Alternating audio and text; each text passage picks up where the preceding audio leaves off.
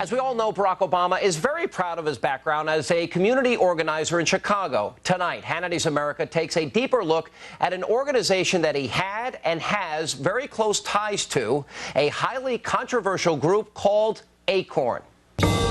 Democratic presidential nominee Barack Obama says his experience as a Chicago community organizer shaped his political views and helped prepare him for the highest office in the land. But as much as he wants to inflate the importance of his neighborhood experience, he barely mentioned one of the groups that he worked most closely with during that time, the Association of Community Organizations for Reform Now, otherwise known as Acorn. Acorn is a grassroots organization considered by some to be the largest radical group in America.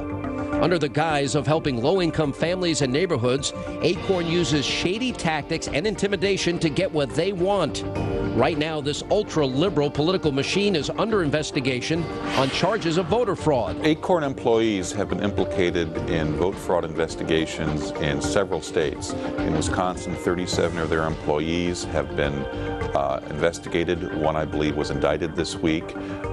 In Texas, 2 out of every 5 of their voter registrations in Houston are suspect, may not be valid. In North Carolina, they registered a 14-year-old boy. In Pennsylvania, a former Acorn employee has been indicted for perjury and identity theft. And that's just the beginning. This shady organization has been involved in voter fraud schemes all over the country for years. Last year, the prosecutors in Seattle, Washington said that Acorn was at the center of the biggest voter registration fraud in the state's history. People had gone to the county library, they had taken phone books, and they had filled out voter registration cards. Of 1,800 cards they submitted, only six were valid. But Acorn's dirty dealings go beyond just voter fraud. Back in the 1990s, they used strong-arm tactics to force banks to give high-risk loans to low-income borrowers with bad credit. Acorn uses militant tactics. They call it direct action. Sometimes Acorn will actually send people to a bank official's home. They'll scare him, they'll scare his kids. Again, all in an effort to get the banks to make these bad loans. Obama's connections to this radical group began years ago when he first became a community organizer and caught the eye of Acorn head Madeline Talbot, who asked him to train her personal staff. So all the up-and-coming leaders that Madeline Talbot was using as soldiers in her campaign against these banks, they were trained by Barack Obama. And on top of that, Barack Obama was channeling money toward Madeline Talbot and toward Acorn through his position at the Woods Fund and also in his position as chair of the board of directors at the Chicago Annenberg Challenge. And Obama's support of Acorn went even further. In some of their early election law cases, Acorn's attorney was, well, you guessed it, Barack Obama. He was their lawyer in a famous case in Illinois which upheld the constitutionality of the federal motor voter law, which prevented states from pruning their voter registration rolls to get rid of dead people, people who were not eligible, people who'd moved out of state. If he truly thinks that Acorn is a reputable organization, why has Barack Obama glossed over the work that he did for them?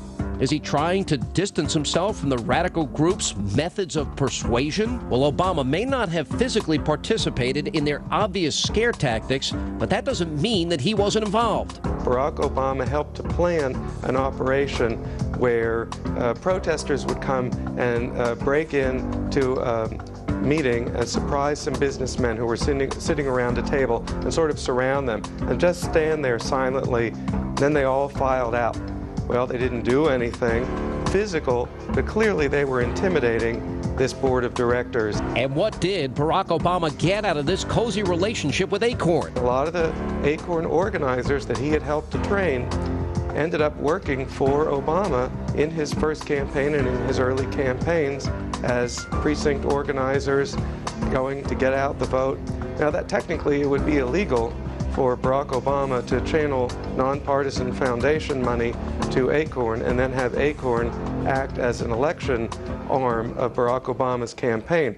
The Illinois senator's connections to this radical group are still going strong. The Obama campaign recently paid more than $800,000 to the Citizen Services, Inc. Now, that's a subsidiary of Acorn for, quote, get out the vote projects. Now, up until then, Acorn has managed to fly below the radar, but their dangerous practices are coming back to haunt them and the rest of the country. The economic crisis facing the nation is due in large part to this disastrous decision by financial institutions Fannie Mae and Freddie Mac to buy up risky loans from small banks. But it's groups like Acorn that force those banks to give out those loans in the first place. Up to now, we've been looking at this whole process from the top down. We've been seeing the Wall Street connection, the Fannie Mae and Freddie Mac connection. But if you look from the ground up, that's where Acorn has been the driving force. And Barack Obama has been with them every step of the way. It seems if the Illinois senator wants voters to believe that he has the answer to the nation's economic crisis, then he needs to distance himself from the group that he once represented. I think understanding where Barack Obama is coming from would make any voter think twice about whether he's the right person to solve this problem. Barack Obama says he wants to transcend partisan politics. Barack Obama says that he wants to reach out and work with people on the other side of the aisle. Barack Obama says he would be a moderate president. But his alliance with Acorn belies all of those statements. His alliance with Acorn indicates that some of his closest allies are radicals who want to dramatically change the American economy and push for higher taxes and bigger government. Acorn, Ayers, Jeremiah Wright, Obama's list of friends reads like a history of radicalism.